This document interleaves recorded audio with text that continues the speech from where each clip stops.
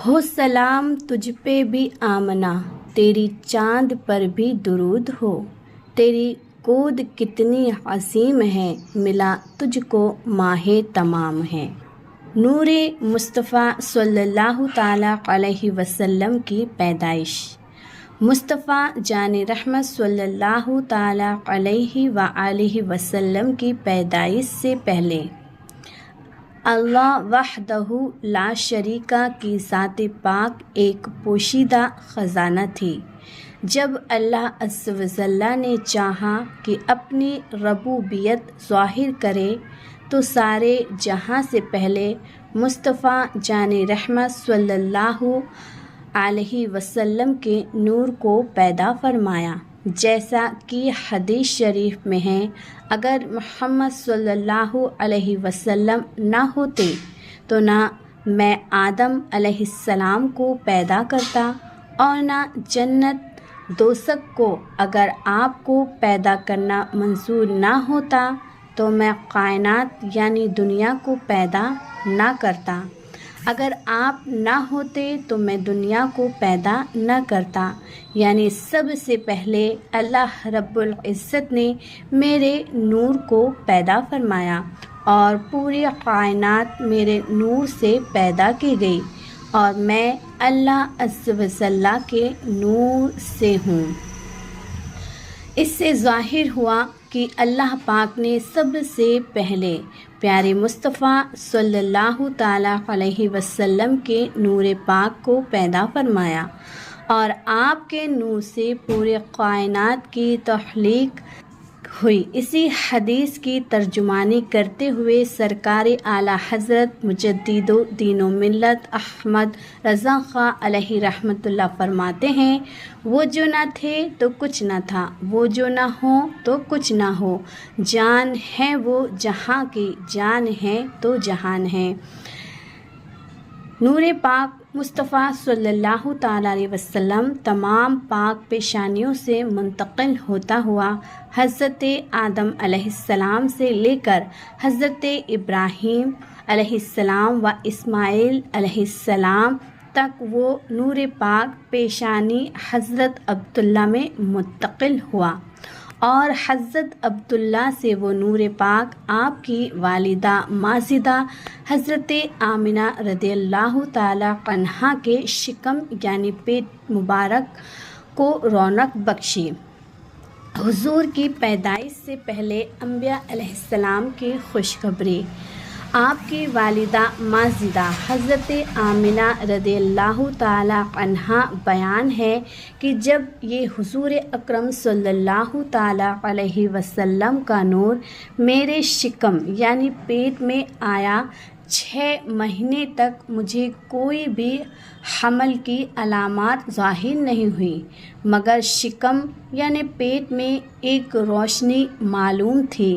پھر 6 مہینے کے بعد ایک فرشتہ خواب میں آیا اور فرمایا کہ آپ کے شکم یعنی پیٹ میں نبی آخر الزماں صلی اللہ تعالیٰ علیہ وسلم ہے، جب وہ پیدا ہوں تو ان کا نام محمد رکھنا، اس لیے کہ توریت و انجیل میں ان کا نام احمد ہے، اور ان کی پیدائش کے ساتھ ایسی روشنی ظاہر ہوگی کہ ملک شام اور بصرہ کی محلات تم کو خوب اچھی طرح نظر آئیں گے۔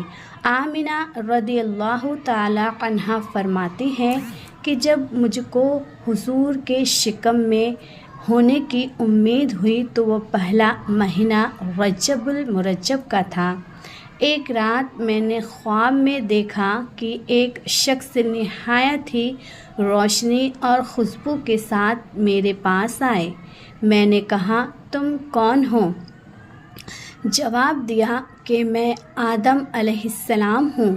میں نے کہا، آپ کیسے تشریف لائے؟ کہا، تم کو خوشخبری سنانے آیا ہوں کہ اے آمنہ، تمہارے شکم یعنی پیٹ میں سارے جہاں کا سردار ہے۔ اسی طرح دوسرے مہینے میں، تیسرے مہینے میں حضرت ادریس، چوتھے مہینے میں حضرت ابراہیم، 5वें महीने में हज़रत इस्माइल और 6ठे महीने में हज़रत मूसा और 7वें में हज़रत दाऊद अलैहिस्सलाम और 8वें में हज़रत सुलेमान अलैहिस्सलाम और 90 में हज़रत ईसा अलैहिस्सलाम तशरीफ़ लाए और सब ने तरह तरह के फ़ज़ाइल और खूबियाँ सुनाई। आपकी वालिदा माजिदा हज़रत आमिना रज़ियल्लाहु ताला अन्हुमा फरमाती हैं कि जब आपके पैदाइश का ज़माना करीब आया तो रात के 12 बजे के बाद मुझे दर्द विलादत शुरू हो गया। 12 रबीउल अव्वल का महीना, 12 तारीख थी, पीर यानी सोमवार वाला दिन था। रात ढलने के बाद 12 बजे मेरे घर में कोई नहीं है और मेरे ससुर यानी हज़रत अब्दुल मुत्तलिब खाना काबा के तवाफ़ के लिए घर से निकल चुके हैं। मेरे शौहर का इंतकाल हो चुका है। मेरे घर पे कोई नहीं है। रात 12 बजे के बाद विलादत का दर्द शुरू हो गया और कैसा दर्द, मीठा मीठा दर्द शुरू हुआ। दर्द विलादत शुरू हो गया। सैयदा आमिना रज़ियल्लाहु ताला अन्हु फरमाती हैं, उस दर्द के सदके मैं जो कुछ भी भूल गई थी वो भी मुझको याद आ गया। मेरे घर में अभी भी कोई नहीं है। मैंने अपनी रिश्तेदार खातून को बुलाया, जाओ जाके मक्के से किसी खातून को बुला लाओ, खातून दाई को बुला लाओ।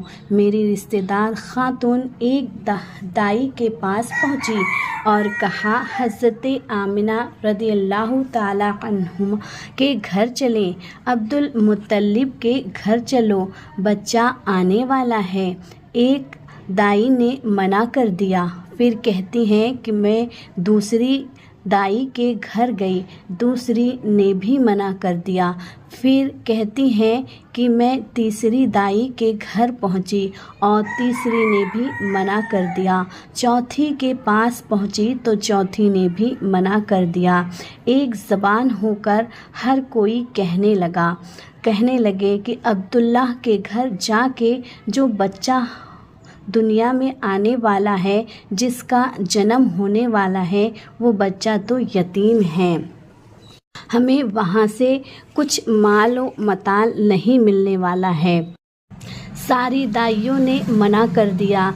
कहने लगी, हमें दौलत कौन देगा, हमें दौलत वहाँ से कौन देगा।